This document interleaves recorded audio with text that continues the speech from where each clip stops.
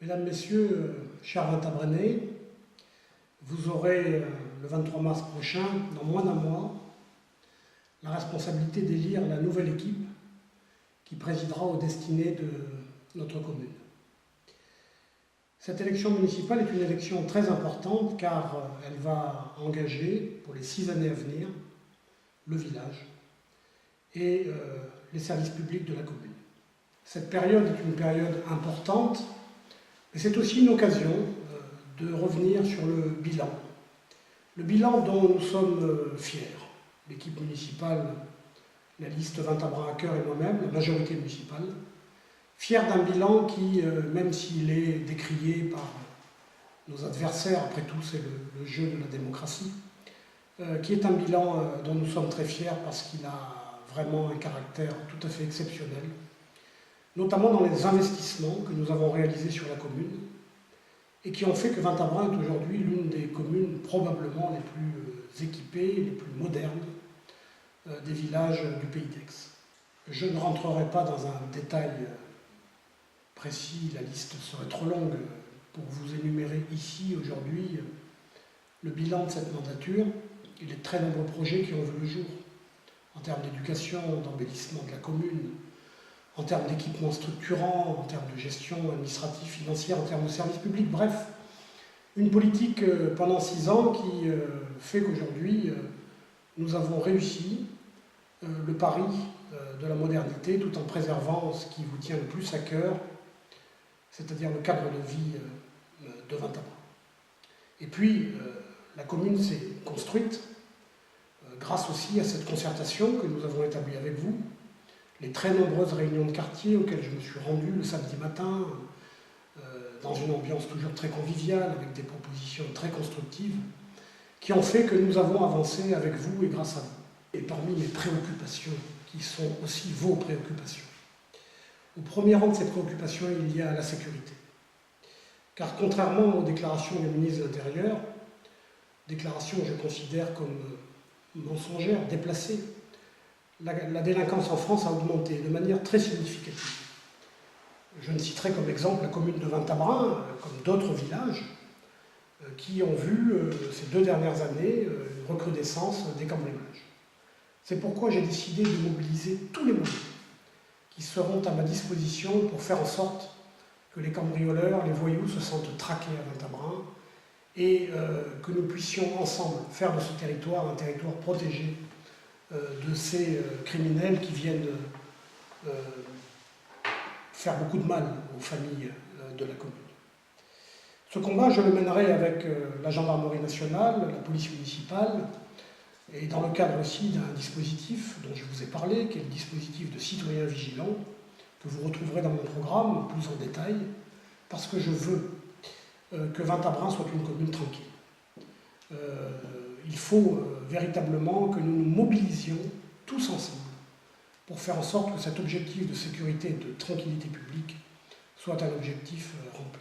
Et puis la fonction de maire, c'est aussi des responsabilités très importantes. Très importante, c'est un combat permanent qui ne laisse pas la place à l'amateurisme, à l'improvisation ou à l'incertitude. Le métier de maire, c'est un combat sur tous les fronts. Ce combat, mesdames, messieurs, je l'ai mené. Je l'ai mené comme j'ai pu, je pense l'avoir mené correctement. Je me suis battu sur plusieurs fronts, sur plusieurs sujets.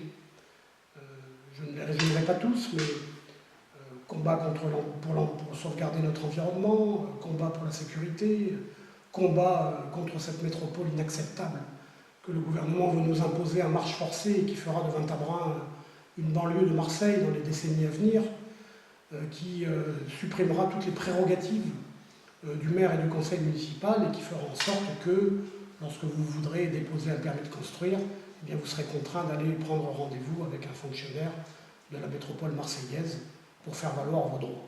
Voilà, mesdames, messieurs, la réalité de cette métropole que j'ai combattue avec l'ensemble des maires du Pays d'Aix et des Bouches-du-Rhône, de droite et de gauche, face à un projet qui non seulement aura un impact significatif sur cet aspect de noyage dont je viens de vous parler, mais qui également viendra impacter de manière très forte la fiscalité de vos ménages et les impôts, car sauver la ville de Marseille, qui est dans une situation économique difficile, passera aussi par une mobilisation des moyens pour cette dite ville au détriment des petites communes. Un combat pour les contribuables, dont nous considérons, nous, majorité municipale, qu'ils sont spoliés par le gouvernement, une mesure fiscale confiscatoire, scandaleuse, une pression fiscale insupportable, et puis aussi un combat pour maintenir une gestion saine, équilibrée. J'ai eu la chance de travailler pendant ces 6 années avec 2 élus aux finances de très haute facture, Laurent Gilman et Isabelle de Molfette, et contrairement à ce que vous pouvez entendre ici ou là, la fiscalité a été raisonnable, maintenue, largement inférieure aux communes de même strate, et vous avez dû probablement voir dans les publications que ce sont l'État et le Conseil général qui ont augmenté les impôts et en aucune manière le maire, puisque les taux d'imposition n'ont évolué que d'environ 4%. C'est dans cet esprit que l'équipe 20 à bras à cœur, cette nouvelle majorité municipale que je propose à vos suffrages le 23 mars, qui est une équipe formidable, une équipe d'expérience, car la plupart des élus sortants sont reconduits dans leurs fonctions, car nous avons besoin de leur expertise, de leur savoir-faire, de leur connaissance parfaite du terrain. Et puis aussi une équipe renouvelée, rajeunie, féminisée, avec cette nouvelle énergie, ce nouveau souffle qui va nous aider à poursuivre ce merveilleux travail que nous avons accompli ces dernières années. Je pense que lorsqu'on a un engagement politique, le mien en témoigne, il faut être transparent avec les électeurs. Et il faut leur dire d'où on vient, qui sommes-nous et quelles valeurs nous incarnons. C'est ça la noblesse de l'engagement politique.